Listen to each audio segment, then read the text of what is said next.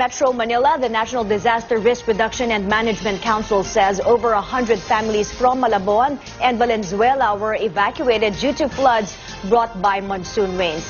Let's check the situation in there now. We have on the line Malabon Mayor Antolin Oreta III. Good morning, Mayor. Good morning, ma'am.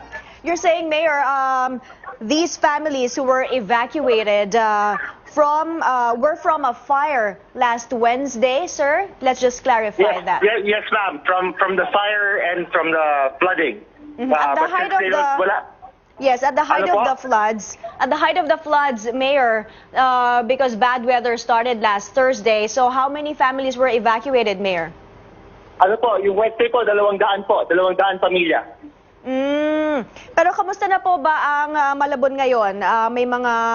Marami po bang lugar na binabaha ngayon?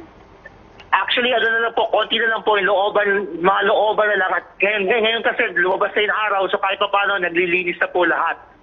The floods have subsided, Mayor. Opo. It subsided.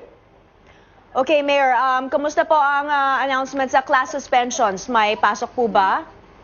Ngayon, wala pong pasok dahil naglilinis lahat. Sa may mga eskwelahan tayo, nabaha pa yung loob. So, it's just ankle deep. So, hindi na natin pinapasok yung mga bata. All right, thank you for the update, Mayor. That was Malabon Mayor Antolin Oreta III.